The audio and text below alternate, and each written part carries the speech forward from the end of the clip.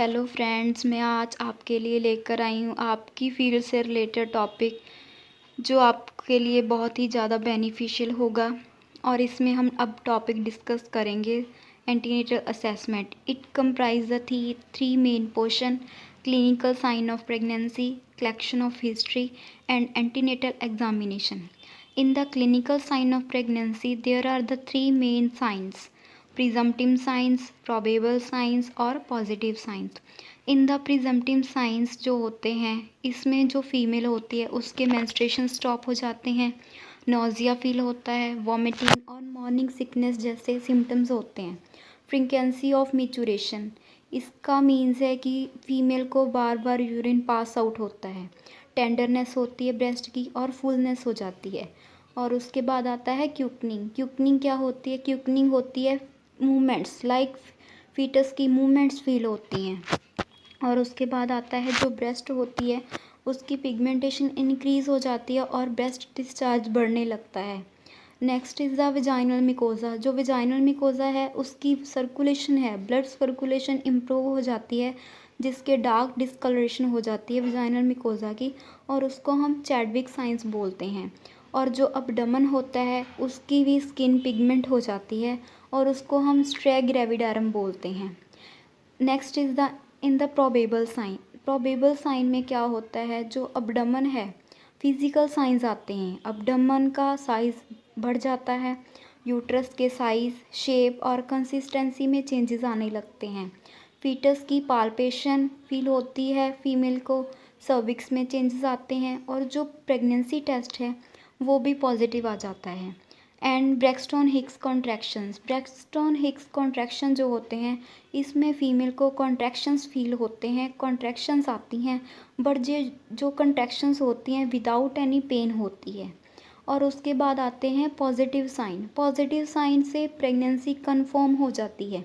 इसमें क्या होता है कि फीटल हार्ट साउंड प्रेजेंट होते हैं, एग्जामिनर और मदर को फीटल की मूवमेंट फील होती है। और जब अल्ट्रासोनोग्राफी करवाई जाती है उसमें फ़ीटस की विजुअलाइजेशन भी चेक हो जाती है।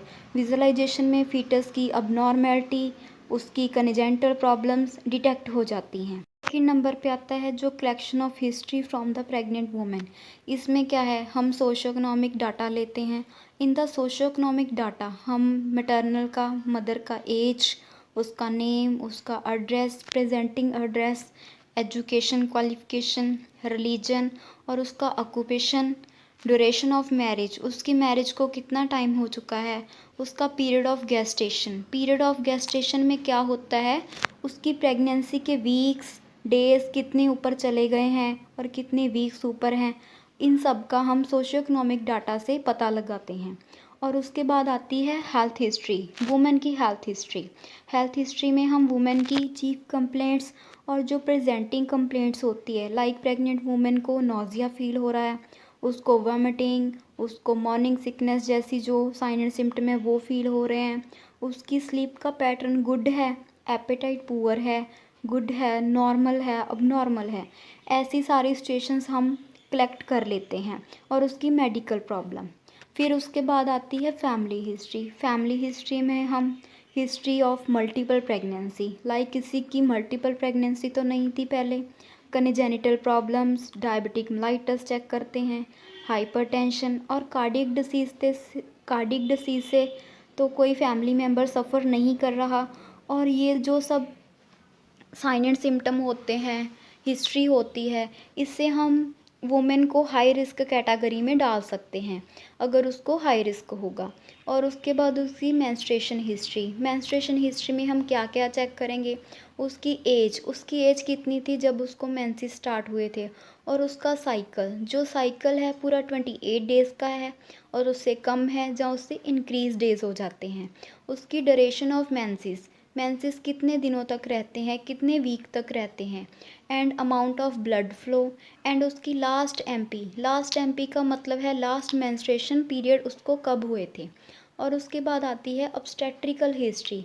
ऑब्स्टेट्रिकल हिस्ट्री उसकी पहले की एलएमपी क्या थी, उसकी EDD, expected date of delivery, उसके बाद वीक्स ऑफ गेस्टेशन, कितनी वीक की प्रेगनेंसी थी, वो ग्रेविडा है, पैरिटी स्टेटस उसका चेक करेंगे, और number of living children. Then next the method of delivery, उसके कितनी बार अबॉर्शन हो चुका है, उसकी जो प्रीवियस डिलीवरी थी वो घर में हुई थी और प्राइवेट हॉस्पिटल में और गवर्नमेंट सेक्टर में हुई थी, और ड्यूरिंग प्रेगनेंसी उसको कोई मेडिकल और सर्जिकल प्रॉब्लम तो नहीं थी, वो हम डिटेक्ट करेंगे। और बर्थ के टाइम उसके न्यूबॉर्न का स्टेटस, उसका अपगार स्कोरिंग कैसा था वो हम असेस करेंगे, और उसके बाद उसके बेबी को कोई कन्जेनिटल अबनॉर्मेलिटी तो नहीं है। And next personal history, personal history में हम क्या क्या कलेक्ट कर सकते हैं। यूज़ ऑफ कॉन्ट्रासेप्टिव डिवाइसेस, उसने कौन कौन से कॉन्ट्रासेप्टिव डिवाइसेस यूज़ किए हैं। हिस्ट्री ऑफ स्मोकिंग, कहीं जो मदर है वो स्मोकिंग तो नहीं कर रही और अल्कोहल तो नहीं ले रही। हिस्ट्री ऑफ ड्रग एलर्जी, उसको कोई एनी ड्रग से एलर्जी तो नहीं है। उसकी फूड हैबिट्स, इन सब से हम वुमेन की असेसमेंट करेंगे जो हमारे लिए बहुत ही बेनिफिशियल होगी उसको फर्दर केयर देने के लिए। नेक्स्ट आता है antenatal examination. In the antenatal examination हम वुमेन का जनरल फिज़िकल एग्जामिनेशन करेंगे। इन द फिज़िकल एग्जामिनेशन हम head to toe physical examination करते हैं। इसमें उसका बॉडी बिल्ड देखेंगे कि वुमेन है, ओबीस है, एवरेज है और थिन है। उसकी हाइट चेक करेंगे, उसके वाइटल साइंस देखेंगे, नॉर्मल है, अब नॉर्मल है। और उसके बाद उसका स्कार्फ मींस हेड का स्कार्फ चेक करेंगे कि वो क्लीन है, कोई इन्फेक्शन तो नहीं है, इन्फेस्टेशंस तो नहीं है। फेस पे उसके फेशियल एक्सप्रेशन चेक करेंगे, स्वेलिंग तो नहीं है उसके फेस पे, स्किन का कलर कैसा है, आइज़ देखेंगे, ईयर्स देखेंगे, any discharge, any infection. Nose, उसकी सेंस ऑफ स्मेल कैसी है, माउथ उसका असेस करेंगे। और उसके बाद उसकी नेक की सिमेट्री, शेप, उसको लिम्फेडिनोपैथी तो नहीं है। देन नेक्स्ट करेंगे ब्रेस्ट एग्जामिनेशन, जो कि बहुत ही इम्पॉर्टेंट है इसमें। ब्रेस्ट एग्जामिनेशन में हम ब्रेस्ट की सिमेट्री चेक करेंगे, ब्रेस्ट की चेंजेस चेक करेंगे, कंडीशंस क्या है उसके निपल्स की, और secretion, any discharge from the breast. Then next one is the upper extremity. In the upper extremity में हम क्या चेक करेंगे, कोई बोन डिफॉर्मिटी तो नहीं है। उसके कैपिलरी रिफिल टाइमिंग, उसकी capillary refill timing means nail पे कैसा कलर है। नेक्स्ट लेग्स, लेग्स में हम होमेन साइन चेक करेंगे, अडीमा चेक करेंगे, varicosities, bony deformities. Bowel and bladder movements हैं वो चेक करेंगे कि कॉन्स्टिपेशन तो नहीं है। Micturition of urine and vagina, vagina की bleeding, vaginal discharge and any vaginal infection, ये सब हम असेस करेंगे वुमेन की फिज़िकल एग्जामिनेशन के लिए।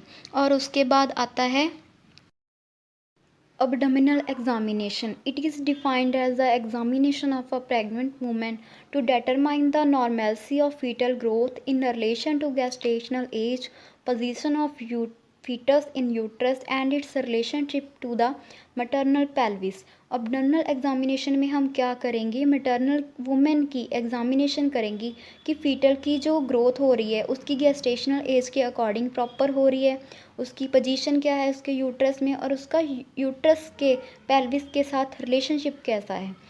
इसमें प्रिपेयर करेंगे हम वुमेन को। सबसे पहले फर्स्ट ऑफ ऑल हम वुमेन को एक्सप्लेन करेंगे प्रोसीजर ताकि वो हमें कोऑपरेट कर सके, और उसके बाद हम उसको ब्लैडर एम्प्टी करने के लिए बोलेंगे और हम उसको इमोशनल सपोर्ट देंगे और उसको कर्टन्स करेंगे, प्राइवेसी मेंटेन करेंगे और पोजीशनिंग देंगे। और उसके बाद आते हैं steps of abdominal examination. In the abdominal examination first is the inspection. Inspection में हम क्या करते हैं, यूट्रस के अंडर आते हैं, अब्डोमेन का शेप और साइज़ असेस करेंगे, फीटल मूवमेंट असेस करेंगे, और स्किन चेंजेस में हम क्या करेंगे, लीनिया निग्रा होती है, स्किन चेंजेस कार्स होते हैं, और स्ट्रे ग्रेविडरम। जो लीनिया नाइग्रा होती है वो क्या होती है, डार्क पिगमेंटेड लाइन होती है from the symphysis pubis to the umbilicus of the women. And next आता है third one is the check fundal height. हम फंडल हाइट कैसे चेक करते हैं, फेलो वीक्स पे जो फंडल हाइट होती है वो सिम्फाइसिस प्यूबिस के लेवल तक होती है, 16 वीक्स पे between the symphysis pubis and umbilicus, और 20 वीक्स पे 1 to 2 finger breadths below the umbilicus, and 24 weeks पे level of the umbilicus means की फंडल हाइट अम्बिलिकस तक पहुंच जाती है, और 32 वीक्स पे half way between the umbilicus and xiphoid process, 36 weeks पे वो ज़ीफाइड प्रोसेस तक चले जाती है, और 40 वीक्स पे क्या होता है, 2 to 3 finger breadths below the xiphoid process. If lightening, अगर लाइटनिंग क्या होती है, इसमें जो फीटस होता है सिंक करता है पेल्विस कैविटी में, मींस कि डिसेंट होता है एंगेजमेंट के साथ साथ। जब डिलीवरी होती है, डिलीवरी के और लेबर के टाइम लाइटनिंग अकर होती है, और इससे क्या होता है, जो फंडल हाइट होती है धीरे धीरे डिक्रीज़ होने लगती है। फंडल हाइट कैसे मेज़र कर सकते हैं हम क्या करेंगे, जो टेप का ज़ीरो लाइन होता है उसे हम सुपीरियर बॉर्डर के सिम्फाइसिस प्यूबिस पर रखेंगे और स्ट्रेच करेंगे the tape across the counter of the abdomen to the top of the fundus along the mid line. Mid line के साथ साथ हम क्या करते हैं, फंडल हाइट मेज़र करते हैं। हम जीरो लाइन से स्टार्ट करेंगे और उसके बाद ही हम फंडल हाइट को मेज़र कर सकते हैं। फंडल हाइट को हम सेंटीमीटर्स में मेज़र करते हैं और इंचेस में भी मेज़र कर सकते हैं। इससे हमें फंडल हाइट की एस्टिमेशन पता चल जाता है। और उसके बाद हम क्या करेंगे, मेज़र करेंगे अबडोमिनल गिर्थ। अबडोमिनल गिर्थ क्या होती है, जो कि साइड पे सारी around the abdomen encircle the women's body with the tape at the level of umbilicus. जहाँ अम्बलाइकस होता है वहाँ से हम स्टार्ट करेंगे टेप को, और वुमेन के अराउंड, अबडोमेन के अराउंड हम उसकी अबडोमिनल गिर्थ को मेजर करेंगे। और उसके बाद आते हैं फंडल ग्रिप्स। जो फंडल ग्रिप्स होते हैं इसमें 4 टाइप्स के ग्रिप्स होते हैं, फंडल grip, pelvic grip, lateral grip और पावलिक ग्रिप। और जो फंडल पाल्पेशन होती है इसको हम फर्स्ट मैन्यूवर भी बोलते हैं। इससे डिटरमाइन हो जाता है फीटस की प्रेजेंटेशन का। ब्रीच प्रेजेंटेशन है और वर्टेक्स प्रेजेंटेशन है। इसमें कौन कौन से स्टेप्स आते हैं, face the women's head, women के हेड की तरफ हमने फेस करना है। Place your hand on the side of the fundus, fundus के एक साइड पे हमने हैंड प्लेस करना है। And curve the finger around the top of the uterus, और उसके बाद हम साइज, शेप, कंसिस्टेंसी सभी हम असेस करेंगे। देन आती है लेटरल पाल्पिटेशन। लेटरल पाल्पिटेशन में भी हम फेस के, वुमेन के फेस के आगे ही हम खड़े होंगे और उसके बाद अपने हैंड को both side of the uterus about the midway between the symphysis pubis and fundus पे प्लेस करेंगे। एंड वन साइड पे प्रेशर अप्लाई करेंगे और पुश करेंगे दूसरी साइड को। इससे हम क्या पता चल जाता है, उसकी बैक का पता चल जाता है फंडस की, और उसके लेग्स का पता चल जाता है। जिस तरफ प्रेशर ज़्यादा अप्लाई होगा हमें कर्व फील होगी, उस तरफ क्या होता है, बेबी की बैकबोन होती है, और दूसरी तरफ क्या होता है, उसकी एक्सट्रीमिटीज़ होती हैं। एंड उसके बाद क्या होता है, palpate the other side of अबडोमेन with the examined finger from the midline to the lateral side and from the fundus using smooth pressure and rotatory movements. Repeat the procedure for examination of opposite side of abdomen. इससे हमें baby की positioning का पता चल जाता है। And the third manoeuvre जिसको हम बोलते हैं पावलिक ग्रिप। पावलिक ग्रिप में क्या होता है, कंटिन्यू करेंगे to the face the women's head and make sure that she has her knees bend. उसके क्या होने चाहिए, जो नीज होते हैं वो बेंड होने चाहिए। और उसके बाद हम क्या करेंगे, ग्रास्प करेंगे। Grasp the portion of lower abdomen immediately above the symphysis pubic. जो सिम्फाइसिस प्यूबिक का अबव का पोर्शन होता है उसे हम ग्रास्प करेंगे between the thumb and the middle finger of your hand. And fourth manoeuvre में हम क्या करेंगे, टर्न करेंगे and face the women's feet. Women के फीट की तरफ हम फेस कर लेंगे। Place your hand on the side of the uterus with the palm of your hand just below the level of umbilicus and your finger directed toward the symphysis pubis। ये होती है pelvic grease। इसमें भी हम presentation का पता लगा सकते हैं। और प्रेस करेंगे deeply with your finger tips into the lower abdomen and move them toward the pelvic inlet। The coverage around the presenting part when head is not engaged, the hand will diverge away from the presenting part and there will be no mobility if presenting part is engaged।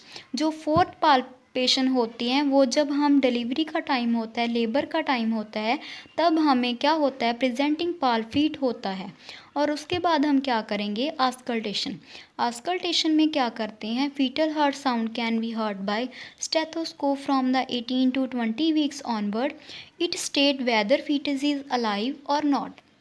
जो fetal heart rate होता है, normal range क्या होता है fetal heart rate का, 120 to 140 beats पर minute. और उसके बाद आते हैं लेबॉर्ट्री इन्वेस्टिगेशन। लैब इन्वेस्टिगेशंस में हम क्या क्या कर सकते हैं, वुमेन का HB, urine analysis for albumin, sugar and pus cells, blood grouping and RH factor, VDRL and HIV testing करेंगे, पैप स्मीयर और ब्लड शुगर चेक करेंगे for any abnormality in the pregnant women.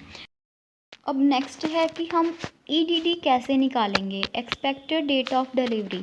This is the done according to Naegele's formula.